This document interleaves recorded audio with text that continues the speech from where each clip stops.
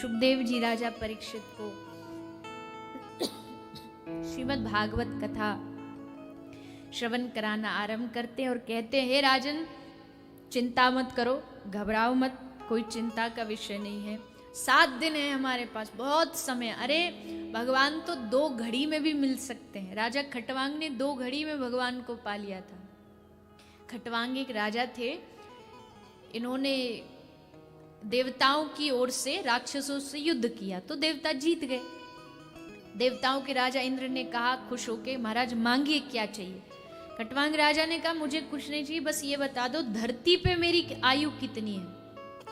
तो इंद्र ने बताया, महाराज केवल 2 घड़ी। 2 घड़ी जाके धरती पे क्या करो, एक काम करो, स्वर्ग में रहो, मस्त मौज करो, बढ़िया। स्वर्ग में अप्सराएं नाचती हैं, सोमरस मिलेगा, आनंद लो, क्या जाना पृथ्वी पे। राजा खटवांग ने कहा नहीं, 2 घड़ी ही सही में धरती पे जाऊंगा, भजन करूंगा और भगवान को प्राप्त करूंगा। राजा आए, 2 घड़ी में भगवान को प्राप्त किया और भगवत धाम चले गए। स्वर्ग में क्यों नहीं रहे, जबकि हम लोगों को तो यही सिखाया जाता है, मृत्यु उपरांत स्वर्ग मिल गया तो सब कुछ मिल गया। बहुत लोगों के मन में होता है कि मरने के बाद बस स्वर्ग मिल जाए, काम बन गया। इसलिए जब कोई मर जाता है तो उसके मृत्यु के उपरांत उसके नाम के आगे क्या लगाते हैं, क्या लगाते हैं, जोर से, स्वर्गीय फलाने फलाने। तो मतलब हमारे मन में है कि ये मरने के बाद स्वर्ग ही जाएंगे। पर स्वर्ग क्या है मालूम है?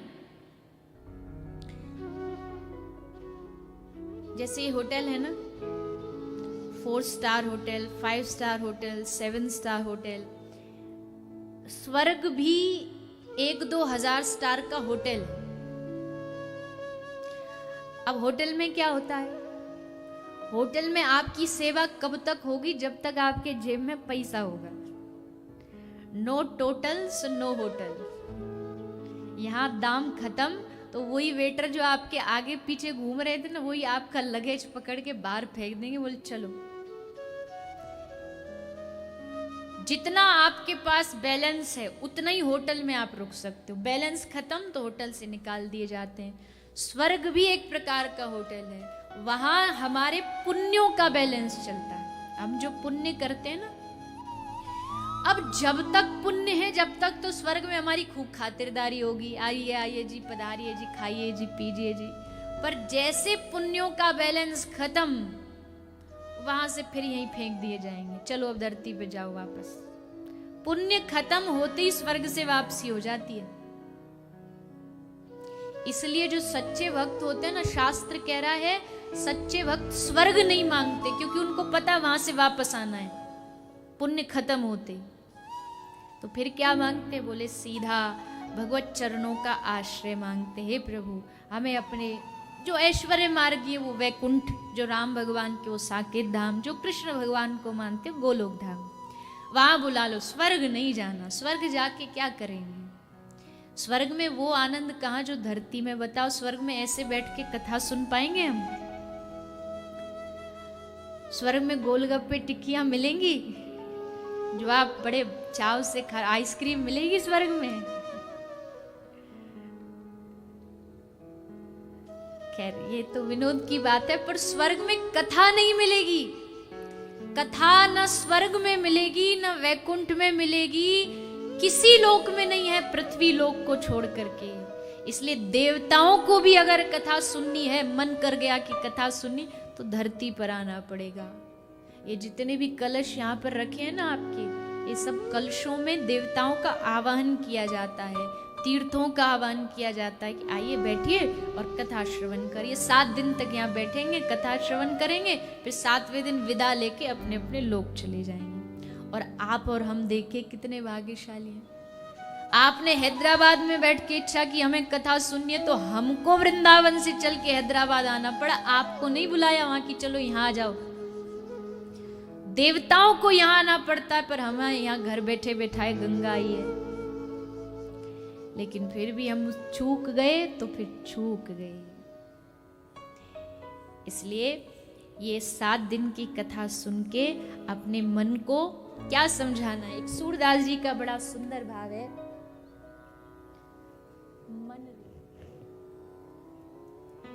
अपने मन को समझाइए, इससे कहिए कि 7 दिन मुझे पूर्ण रूपेण तू इस कथा से जुड़ने दे, मुझे कृष्ण नाम लेने दे।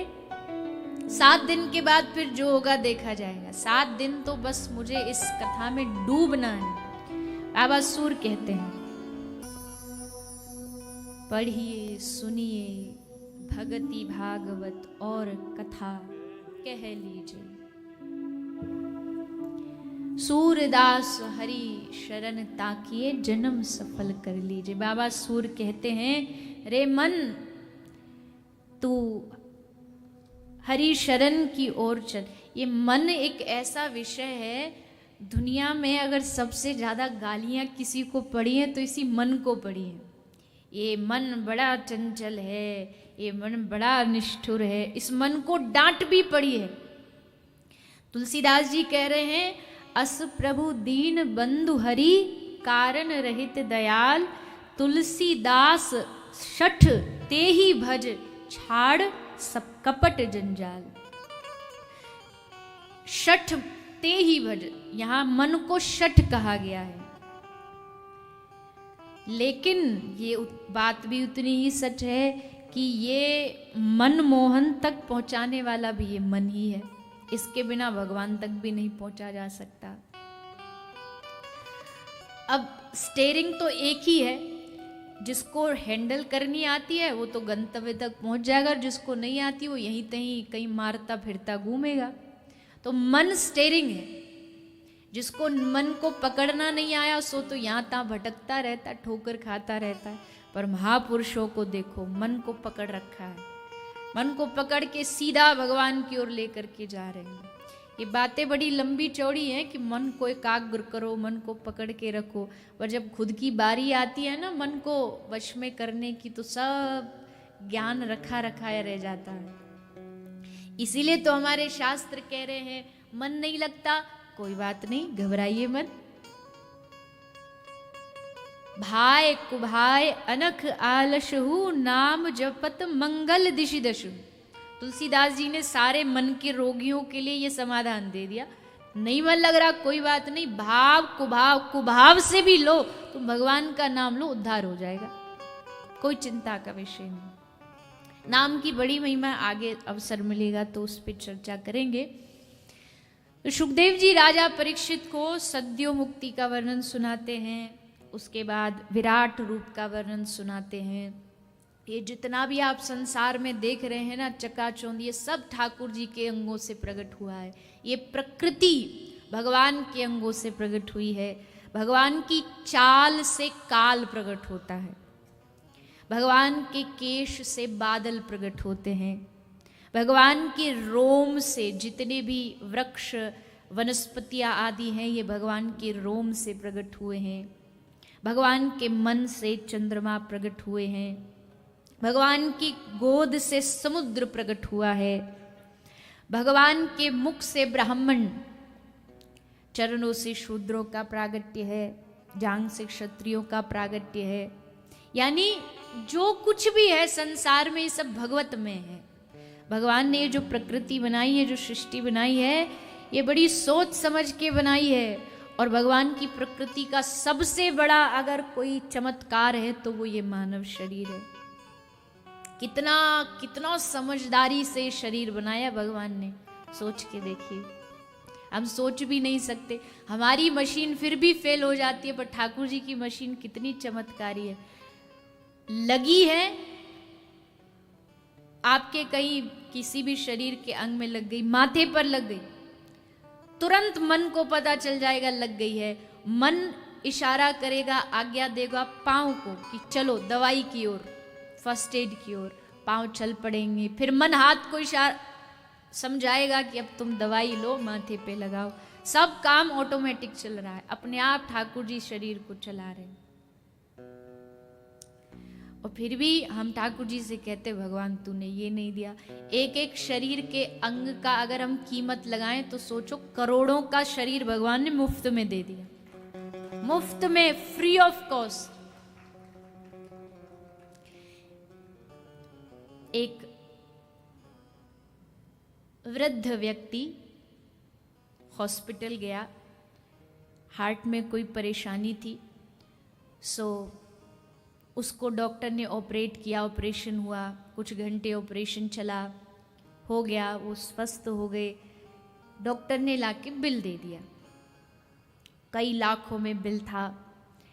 जैसे उन्होंने देखा तो देख करके रोना आ गया, आंख में आंसू निकल आए। तो डॉक्टर साहब ने पूछा, बाबा जी क्यों रो रहे हो आप चिंता मत करो, अगर आपके पास पैसे नहीं है आप बता दो, मैं आपके बेटे जैसा ही हूँ, मैं नहीं लूँगा पैसे, कम कर दूंगा या माफ़ कर दूंगा। तो उस 80 वर्ष की आयु थी उन वृद्ध की, उन्होंने कहा नहीं नहीं बेटा, मैं पैसे की वजह से नहीं रो रहा, पैसा तो तू इससे ज़्यादा भी लिख देता तो मैं दे देता, पर आज कुछ याद आ गया। बोले क्या याद आ गया? बोले तूने चंद घंटों के लिए बस मेरा दिल संभाल के रखा, तूने उसका बिल लाखों में पहुंचा दिया। मेरा भगवान 80 साल से इसको संभाल के रखा है, उसने आज तक 1 रुपया मुझसे नहीं लिया, आज तक उसने मेरी किसी वस्तु की कीमत नहीं आंकी। और फिर भी हम भगवान से कहते, भगवान तूने क्या दिया, भगवान तूने ऐसा क्यों किया। भगवान की कृपा का अनुभव करिए कि नहीं, अति कृपा है भगवान की, सांस चल रही है यही सबसे बड़ी कृपा है। मुझे ऐसा लगता है, बाकी तो दुनिया की इच्छाएं तो कभी खत्म नहीं होती। भगवान करोड़ों दे दे तो अरबों की इच्छा आ जाती है, 1000 दे तो लाखों की हो जाती है, लाख दे तो करोड़ की होती, इच्छा कभी खत्म नहीं होती। लेकिन सबसे बड़ी कृपा है, अगर ये शरीर चल रहा है, मैं बोल पा रही हूँ, आप सुन पा रहे हो, यही भगवान की कृपा है, अति कृपा। तो भगवान ने प्रकृति बनाई, बड़ी सोच समझ के बनाई। इस प्रकृति में भगवान ने सब कुछ बड़ा सिस्टम से किया। हम जो नहीं कर सकते, एक मोर को देखो, आहा, दुनिया के सारे कलाकार फेल हैं, जो कलाकृति भगवान ने उस मोर में भरी है, कितना सुंदर है, कितना रंग बिरंगा। भगवान की प्रकृति का हर एक, आपकी दुनिया के सारे बिस्लरी वाटर फेल हैं उस नारियल पानी के सामने। बाहर से कैसा दिखता, भीतर देखो ठाकुर जी ने कितना शुद्ध जल भर दिया है। हर चीज प्रकृति की, कोई चीज देख लो आप, उसमें कितना भगवान ने रंग भरा है, कितना रस भरा है, फिर भी हम भगवान पे शक करते हैं। 2 मित्र थे, थोड़ा तर्कवादी थे, तर्क करने में उनको रुचि थी। तो एक बार बोले चलो शोध करते हैं। बोले किस चीज का शोध करोगे? ये दुनिया में क्या क्या चीज की कमी भगवान ने दी है वो शोध करते हैं। दूसरा बोला वाह क्या विचार हैं आपके, कितना अच्छा विचार, चलिए। दोनों चल पड़े डायरी पेन लेकर के। आज तक ऐसा शोध तो किसी ने किया ही नहीं होगा। गए, देखा इतना सुंदर गुलाब, पर भगवान ने इसके चारों कांटे दे दिए, भगवान को प्रकृति बनानी नहीं आई। दूसरे ने तुरंत नोट किया, हाँ बिल्कुल सही कह रहे हो आप, बड़ी अच्छी बात कही। आगे बढ़े तो तरबूज लगे हुए थे, तरबूज बेल पर लगते हैं, तो बेल पर तरबूज लगे थे। थोड़ी आगे बढ़े तो एक आम के पेड़ पर आम लगे थे। तो मित्र जो शोध कर रहा था वो नीचे सोया और देखता देखता बोला ये कैसी प्रकृति बनाई भगवान ने, इतना बड़ा आम का पेड़ और फल इतना सा, और इतनी छोटी सी बेल, उस पर तरबूज इतना बड़ा, ये कैसी प्रकृति, उल्टी सीधी, कोई सिस्टम ही नहीं। बस कह ही रहा था कि ऊपर से एक आम टूट के उसकी सीधी नाक पे आके गिरा। अब दूसरे मित्र ने तो नोट कर लिया था, इतने वो तो लिखने में लगा था। उस मित्र ने कहा नहीं नहीं नहीं, तुरंत ये पॉइंट काट और घर चल। क्यों? बोले भगवान ने प्रकृति जैसी बनाई, बिल्कुल बढ़िया, अच्छा रहा इस पेड़ पर आम ही लगा, और यहाँ तरबूज लगा होता तो आज यही राम नाम सत्य था, आज यहाँ से सीधा अर्थी घर जाती, मैं नहीं जाती, फेंक डायरी और चल घर, हो गया शोध जितना होना था। ठाकुर जी ने जो बनाया सोच समझ के बनाया है, उनकी प्रकृति पर प्रश्न उठाना मूर्खता है। भगवान ने एक एक चीज बड़ी समझदारी से, ये मानव जीवन बड़ी समझदारी से बनाया। इसी प्रकृति की श्रृंखला में भगवान ने ब्रह्मा जी को प्रकट किया।